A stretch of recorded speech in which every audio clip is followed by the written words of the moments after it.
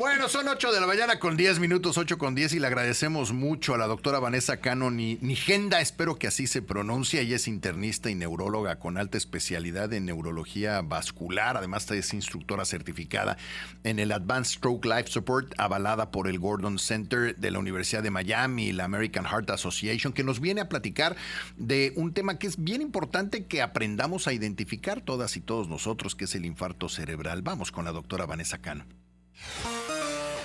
Doctora, muy buenos días. Le saludamos Viridiana y un servidor. Qué gusto y gracias por su tiempo. Al contrario, muchas gracias por la invitación. Es un gusto estar con ustedes y con su audiencia. Oiga, doctora, la razón de este enlace es que con su ayuda nos ayude a entender primero el tema y la importancia de poder identificar a tiempo un infarto cerebral, porque las cosas pueden cambiar en la víctima mucho dependiendo de en qué momento se dan cuenta que les está pasando. ¿Es correcto? Totalmente. Probablemente lo primero que todos tenemos que tener en cuenta es cuáles son los síntomas de inicio de un probable infarto cerebral. Y para esto utilizamos una estrategia que es la estrategia camaleón. Es algo muy sencillo de recordar y esto significa el acrónimo camaleón, C-A de cara colgada, M-A de mano pesada, L de lengua trabada y de ponernos en acción. Entonces, básicamente, cualquier cosa que de forma súbita caiga en el cuerpo, es decir, la cara, el lenguaje, la mano, esto puede ser un dato de un infarto cerebral en evolución. Y como bien comentan, tenemos muy pocos minutos para actuar, porque probablemente, además del primer mensaje, que es cuáles son los síntomas de un probable infarto cerebral, lo segundo es que estos infartos, esta patología grave, tiene un tratamiento agudo. ¿Qué es un infarto cerebral? Claro, la enfermedad, como que el término médico general es enfermedad vascular cerebral.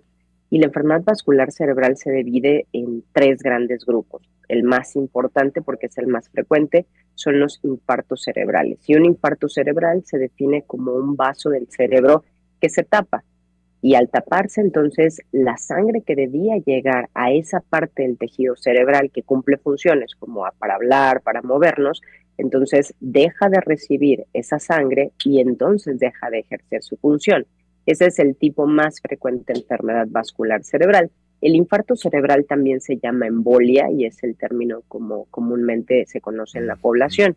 Pero hay otro tipo de enfermedad vascular cerebral que es el derrame cerebral, que es una hemorragia cerebral, a diferencia del infarto, que aquí se tapa una arteria, en la hemorragia se rompe una arteria y se llena de sangre el cerebro, y eso también es una patología sumamente grave. En el caso, cuando nos da un infarto cerebral, ¿la víctima se da cuenta o es alguien más el que dice, oye, estás hablando raro, sentimos algo si nos da? La realidad es que lo más frecuente es que sea quien está con la víctima, con el paciente, quien se dé cuenta que algo está pasando. El paciente sí se puede dar cuenta que no puede emitir el lenguaje de forma adecuada, que no puede decir las palabras correctas, que piensa una cosa y dice algo totalmente diferente, pero puede tener algún grado de confusión, y ahí la responsabilidad importante de la detección de esta patología es de quien está con el paciente en ese momento. Y entonces cobra gran relevancia que nosotros sepamos estrategias tan sencillas como esta estrategia camaleón, porque un infarto cerebral, y ahora lo tocaremos, pero le puede pasar a cualquiera de nosotros, a nuestra familia, a nuestros amigos, a nuestros colegas de trabajo, por supuesto, en nuestro caso, a nuestros pacientes, y todos, incluso si estamos en el supermercado, deberíamos estar preparados para tomar acción si vemos a alguien con estos síntomas. La explicación, perdón, de cara colgada, nada más para entender bien qué significa cara colgada. Claro, es la boca se va de lado, como que una parte de la cara literalmente se cuelga, se baja y entonces la boca se va de lado, se pone chueca. ¿Tiene algún efecto permanente? O sea, ¿puede haber un daño permanente en la persona que le da? Por supuesto. En el momento en el que sucede un infarto cerebral, se tapa una arteria y deja de llegar la sangre a esa parte del cerebro y literalmente esa parte del cerebro muere si es que no abrimos esa arteria de forma pronta. Y aquí antes teníamos una frase que decía tiempo es cerebro, porque esto es cuestión de minutos. Los médicos podemos, cuando el paciente llega a un hospital, y tiene que ser un hospital relativamente grande, que tenga para hacer una tomografía al menos el cerebro, podemos dar un medicamento por la vena para abrir el vaso cerebral. Y cuando es un vaso cerebral muy grande, incluso tienen que entrar a cateterismo, como el del corazón, pero es un catéter que llega hasta el cerebro. Okay.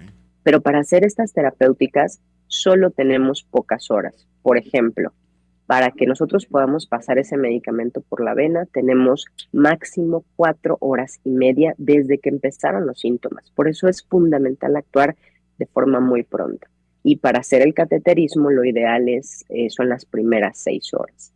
Si nosotros logramos que el paciente llegue pronto al hospital y que los médicos instauren una terapéutica si el paciente es candidato, el paciente tiene muchas más posibilidades de recuperación.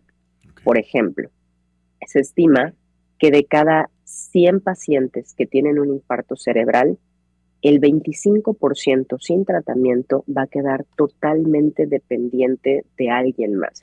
Lo van a tener que bañar, vestir, alimentar el resto de su vida. Madre. Otro 25% va a poder regresar a sus actividades pues prácticamente normales, y un 50%, aunque no va a quedar con una discapacidad tan grave como para estar postrado el resto de su vida, sí va a quedar con una discapacidad importante que no le va a permitir reintegrarse a su vida laboral, social, familiar y económica. Pero estos números, como bien comentan, pueden cambiar si instauramos un tratamiento pronto. Estamos platicando con la doctora Vanessa Cano Nigenda, ¿verdad, doctora? Pero Sí, más para es. ver si lo estamos pronunciando correctamente, especialista en neurología vascular. Entonces, nada más para repetir, la estrategia camaleón es cara colgada, mano pesada, lengua trabada, y la on de camaleón es incentiva a las personas a que se pongan en acción. Pregunta. Una vez que nosotros vemos que está pasando eso, no hay nada que preguntarle a la víctima, nada más si vemos la cara colgada, el tema de la mano pesada es que les cuesta levantar las extremidades. Claro, sí, la mano está débil, eso es mano pesada. Okay. La mano está débil, la mano o el brazo no lo pueden levantar. Ok, y de ahí directo e inmediatamente al hospital para que lo atiendan. ¿Qué provoca o cómo podemos reducir la posibilidad de que nos dé un infarto cerebral? Claro, excelente pregunta, porque por supuesto que cuando ya estamos ante síntomas de un infarto cerebral, lo más importante es detectarlo y acudir al hospital más cercano. Uh-huh. Pero podemos hacer mucho para que esto no suceda. Se estima que el 90% de los factores de riesgo que provocan un infarto cerebral son prevenibles, que es una cosa impresionante porque pues está en nuestras manos poderlo hacer, pero también pues triste en el sentido que no lo logramos, porque ¿cuáles son estos factores de riesgo que vamos a modificar y que van a evitar que podamos tener nosotros o nuestros familiares, pacientes, etcétera, un infarto? Obesidad, consumo de cigarrillo, consumo excesivo de alcohol, falta de ejercicio, dieta alta en carbohidratos, hipertensión arterial descontrolada, diabetes descontrolada, altos niveles de grasas, de colesterol y triglicéridos en la sangre y enfermedades cardíacas no tratadas. Si ustedes ven, muchas de estas enfermedades a lo mejor ya las tiene el paciente, pero si ya las tiene, lo que se tiene que lograr es que se controlen, que se estabilicen con un seguimiento médico, y muchos otros hay que quitar los hábitos o mejorarlos. ¿La edad influye en que alguien pueda tener un episodio de estos? O sea, ¿se ven niños o adolescentes teniendo estos infartos? Claro, totalmente. Un infarto cerebral puede suceder a cualquier edad, desde muy pequeños hasta pacientes de cualquier edad hacia arriba. Antes se esperaba que el infarto cerebral fuera una patología de gente muy mayor, 80s, 90s. Ahora se ve que el 70% de los pacientes con infarto cerebral tienen menos de 70 años. O sea, en general son pacientes mucho más jóvenes. Nosotros en el hospital donde estamos, que vemos cientos, miles de pacientes con infarto cerebral al año, nuestra edad promedio son 60 años. Son pacientes muy jóvenes. Entonces, un paciente de 20, de 30 puede tener un infarto cerebral, aunque por supuesto lo más frecuente es que lo tengan los pacientes de los 60 para arriba. Ahora, yo supongo que esto ha ido cambiando conforme hemos ido cambiando nuestros hábitos de comer, porque gran parte de las razones que podemos atender para evitarlo se relaciona con el hacer ejercicio y con el tomar en exceso o el comer mal, ¿no? Y es que además, doctora, digo, invitamos en este espacio a muchas especialidades médicas que cuando les decimos, oye, ¿y qué recomiendas y cuál es la prevención? Todo es: haz ejercicio, come bien, mantén en orden tus enfermedades crónicas. O sea, es como Como que se la oye muy panacea fácil, ¿no? de la salud que nos han dicho toda la vida, pero como que nadie le cree. Sí, por fácil. Yo creo que no lo hacemos Sí. por fácil, ¿no? Justamente porque creo que pensamos, bueno, cómo el ejercicio o comer menos carbohidratos me va a prevenir enfermedades cerebrales o cardíacas, pero es la realidad, porque estas enfermedades que nosotros vemos en su mayoría son enfermedades que vienen gestándose de años atrás. Y cuando un paciente tiene un infarto cerebral, vemos el resultado de esa patología que viene pues produciéndose, ¿no? De tiempo atrás, pero por supuesto que ojalá fuera algo más sencillo, pero no, es algo que es complejo, que es cambios en el estilo de vida. Complejo en cierta medida, porque creo que todos lo podemos lograr. Sí, claro, deberíamos poder. Oiga, doctora, última pregunta nada más. Es, obviamente, dependiendo de la zona del cerebro donde se dé el infarto, es el impacto que puede tener, ¿no? Puede llegar a estar en una zona, la del habla, si es que hay alguna zona del habla, o puede estar en la zona de la vista, o puede afectar cualquier cosa. Claro. Sí, incluso nosotros ya desde el punto de vista médico tenemos escalas donde evaluamos la gravedad de un paciente con infarto cerebral, que puede ser desde un punto hasta 42, dependiendo justamente de la zona. La realidad es que hay ocasiones que los infartos son muy pequeños, pero están en zonas tan estratégicas del cerebro que dejan discapacidades muy importantes. Y en ocasiones son un poco más grandes en volumen del infarto, pero en una zona, digamos, no tan crítica y el paciente con rehabilitación física logra recuperarlo muy bien.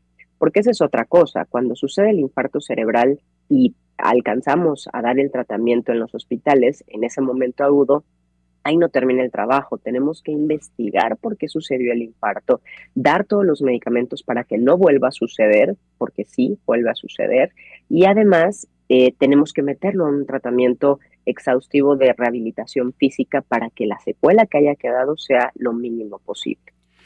A mí me hicieron una tomografía, una cosa de esa de la cabeza que ves el cerebro hace poquito, doctora, y me explicaban que conforme te vas haciendo viejo es común que haya ciertos pedacitos en el cerebro que se van pues infartando con la edad. Eso nos pasa a todos, entonces no necesariamente es un infarto masivo, sino algunos pequeños pedacitos del cerebro. ¿Eso es posible?